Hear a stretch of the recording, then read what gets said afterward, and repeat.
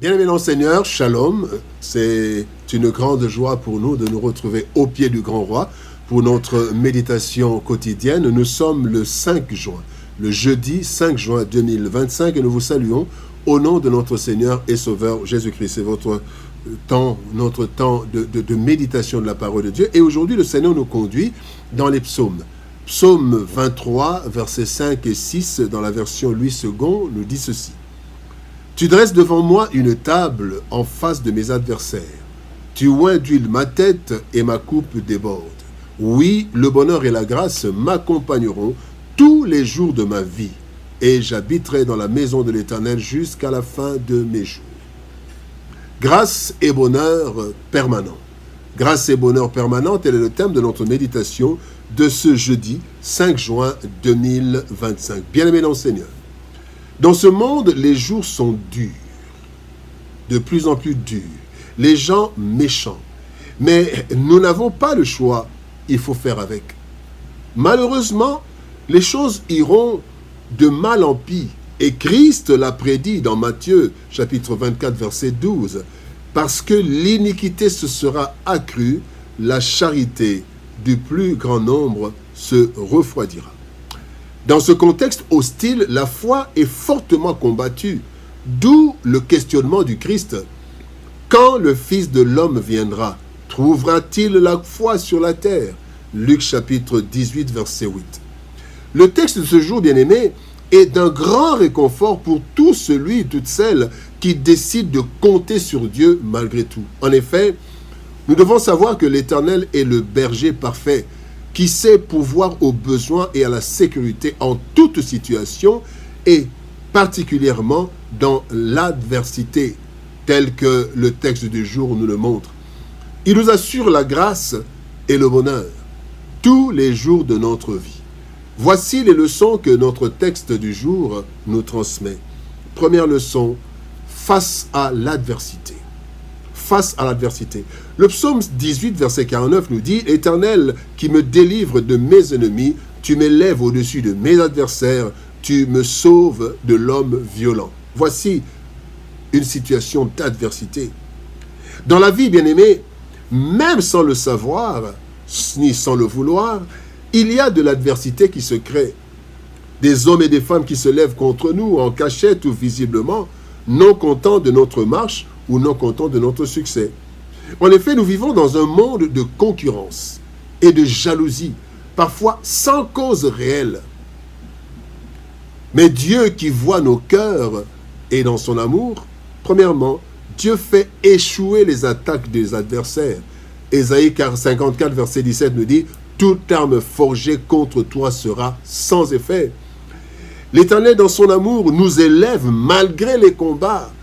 1 Pierre 5, 6 nous dit « Humiliez-vous donc sous la puissante main de Dieu, afin qu'il vous élève au temps convenable, quel que soit le temps, même s'il y a des adversaires. » Et bien aimé, dans son amour, Dieu nous fait prospérer au vu de ceux qui cherchent notre chute. Ce fut le cas dans Esther chapitre 6, verset 11 pour Mardochée. La Bible dit Aman voulait la tête de Mardochée, quand vous lisez le texte, mais Aman prit le vêtement et le cheval, il revêtit Mardochée, il le promena à cheval à travers la place de la ville, et il cria devant lui, « C'est ainsi que l'on fait à l'homme que le roi honore. C'est ainsi que l'on fait à l'homme, à la femme, que l'Éternel honore. » Bien-aimés, en fait, Dieu voit notre cœur, celui de nos adversaires, et il juge en notre faveur pour notre affermissement et pour montrer sa gloire aux bons et aux méchants. La deuxième leçon, bien-aimés, revêtement sécuritaire. Luc chapitre 10, verset 19 nous dit « Voici, je vous ai donné le pouvoir de marcher sur les serpents et les scorpions, et sur toute la puissance de l'ennemi, rien ne pourra vous nuire. Il oint d'huile ma tête et ma coupe déborde. » Bien-aimés, Christ a dit aux disciples, et donc à chacun de nous qui croyons en lui, « Partez, voici, je vous envoie comme des agneaux au milieu des loups. » Luc chapitre 10, verset 3. Notre vie ainsi que notre mission se déroule dans un contexte hostile et dangereux.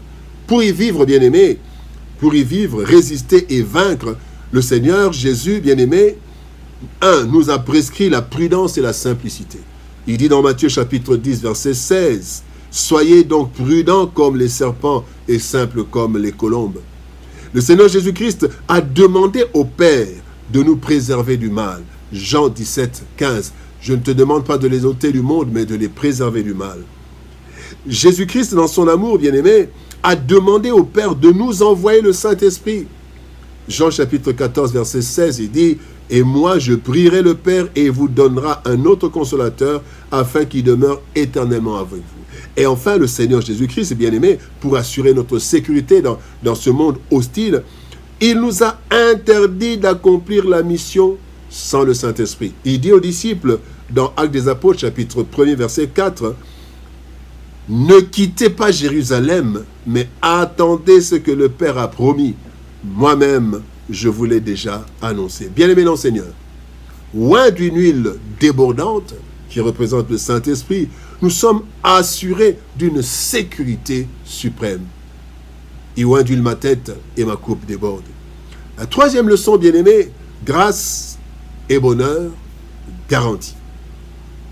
Oui, le bonheur et la grâce m'accompagneront tous les jours de ma vie. Le psaume 27, verset 4 nous dit « Je demande à l'Éternel une chose que je désire ardemment. Je voudrais habiter toute ma vie dans la maison de l'Éternel. » Bien-aimé dans le Seigneur, il n'y a pas d'endroit plus sûr que la maison de l'Éternel. Et nous ne devons pas y séjourner de temps en temps, comme quand nous allons dans le temple. La maison de l'Éternel, ce n'est pas d'abord le temple. Nous ne devons pas y séjourner de temps en temps. Lorsque les choses se gâtent, nous venons auprès du Seigneur, mais nous devons y demeurer. Donc, y vivre en permanence. Pas une vie d'à peu près, mais bien aimé par une vie de piété. Cela veut dire quoi? D'abord, la méditation régulière, bien aimé. La Bible dit dans le psaume 1, verset 2, toute sa joie, la joie de celui qui est heureux, toute sa joie, il la met dans la loi de l'Éternel, qu'il médite jour et nuit. Deuxième chose, bien aimé, qui fait que nous demeurons dans la maison du Seigneur, c'est l'obéissance à la parole. Méditer. Nous méditons, mais nous devons obéir. Matthieu 7, 21 nous dit, « Ceux qui me disent Seigneur, Seigneur, n'entreront pas tous dans le royaume des cieux, mais celui-là seul qui fait la volonté de mon Père qui est dans les cieux. » Donc, qui accomplit, qui met en pratique la parole de Dieu. Et la troisième chose, bien aimé, demeurer dans la présence, dans la maison du Seigneur, c'est demeurer dans l'intimité avec Dieu, par une vie de prière sérieuse. 1 Thessaloniciens 5, 17 nous dit « Priez sans cesse ». Nous devons être en prière, bien aimé. Cela ne veut pas dire être renfermé quelque part pendant toute la vie, mais une vie de prière. Voici, bien aimé, ce que cela signifie. J'habiterai dans la maison de l'Éternel jusqu'à la fin de mes jours. Psaume 23, verset 6b. Oui, cela signifie vivre dans la méditation, vivre dans la sanctification, dans l'application de la parole de Dieu et vivre dans une vie de prière régulière et sérieuse. Bien-aimés dans le Seigneur, le monde dans lequel nous vivons se détériore de plus en plus, même lorsqu'il se modernise et devient de plus en plus beau à vue d'œil, avec l'évolution de la science, malheureusement aussi avec l'évolution de la méchanceté. Pendant ce temps, bien-aimés, nous y vivons et avons une mission de salut pour l'éternité, pour l'humanité.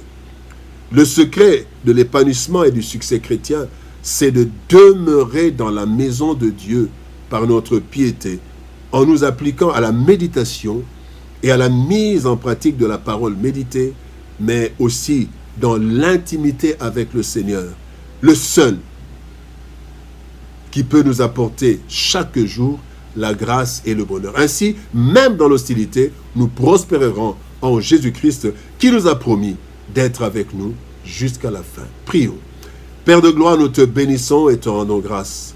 Oui, notre désir est de rester, de demeurer dans ta maison, parce que c'est là qu'il y aura le bonheur et la grâce tous les jours de notre vie. Merci parce qu'en face de nos adversaires, Seigneur, tu nous élèves, Éternel, et tu nous donnes un festin. Merci parce que, Seigneur, au Dieu de gloire, dans ce monde hostile, tu oins d'huile notre tête et notre coupe déborde. Tu nous remplis de ton esprit et notre sécurité est au maximum. Seigneur, ce que nous désirons, ce que tu veux que nous désirions, c'est de demeurer dans ta maison. Oui, je veux demeurer dans ta maison afin, Seigneur, Dieu de gloire, de bénéficier de la grâce et du bonheur tous les jours de ma vie. Bénis ta parole, Bénis ton peuple. Au nom de Jésus-Christ, nous avons ainsi prié, Père. Amen. Bien-aimés dans le Seigneur, que Dieu nous bénisse. Shalom, au revoir. Et par la grâce de Dieu, nous nous retrouvons demain pour une autre méditation au pied du grand roi. Shalom, au revoir. Et par la grâce de Dieu, à demain.